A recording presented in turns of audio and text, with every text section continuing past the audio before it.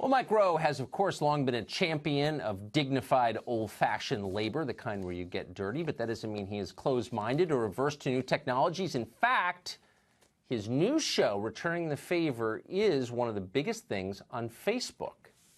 Impressive. Talent runs in his family as well. Mike Rowe's mother, Peggy, has a brand new book coming out tomorrow. It's called About My Mother, True Stories of a Horse-Crazy Daughter and Her Baseball-Obsessed Mother. Mike and Peggy Rowe join us tonight, and we are grateful they are here. Peggy, as you know, your son is a folk hero on this show, beloved by our viewers and us. You made it weird, Tucker. You made it weird. You know what? You promised you wouldn't make it weird. You didn't tell me it was that kind of show. I swear, he said G-rated, and just like that. I can see that he is your son. I'm so impressed. Yes, you didn't even. What was he like when he was younger? Oh, God. You won't believe it, but he was very shy. Really? He was. In fact, when somebody would come to the front door, sometimes he would just dive under the kitchen table or into the hall closet.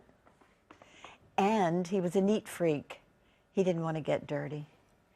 So I was going to ask you what's the most embarrassing thing, but I think you already told us he dove into the hall closet. How did you get him out? Well, when the people left, he came out. Great. Now the headline tomorrow is Mike Rowe's mom explains how he came out of the closet. Thanks, Tucker. Awesome job. I knew I could get it. My skill as an interviewer. Is that story in the book, Mrs. Rowe? Not in this book, but it's in my next book. It's a pop-up. It's a pop-up.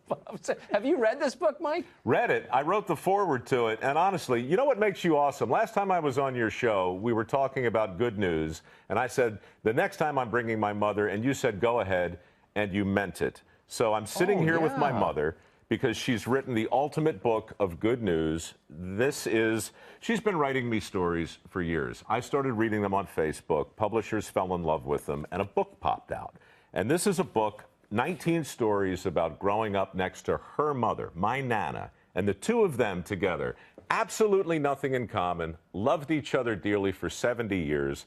And this book, in these times, in my humble estimation, Tucker, and I don't want to overstate it, Mom, and I don't want to gild the lily in front of you, but this is the balm our country needs. You heard it from me. BALM, and right. I absolutely believe that. No, and I'm sincere. This is exactly what we need. And I would say all of our viewers, no matter who they voted for, what they think, no matter who they pray to, are fans of yours and now of your mom's. How long did it take you to write this, Mrs. Rowe?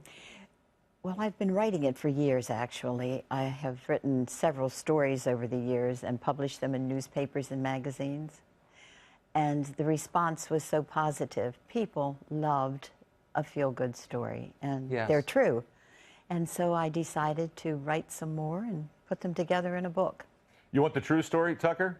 Yes. She comes home from Macy's one day and says, "You'll never believe what Nana did." I said, "What happened?"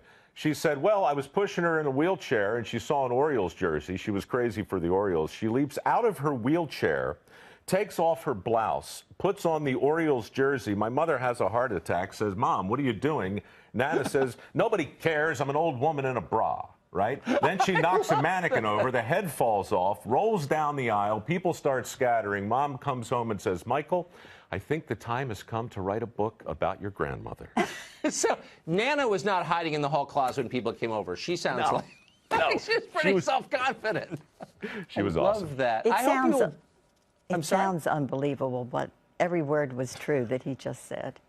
Oh, by the way, everything the Rowe family tells us, we take at face value. You are the most believable people we know, and I hope you will both come back. And congrats on the book. God bless. I'm getting it tonight. No joke. Thank you. Oh, and by the way, one good turn deserves another. Mom picked this up today, and she can't put it down. Ship of Fools.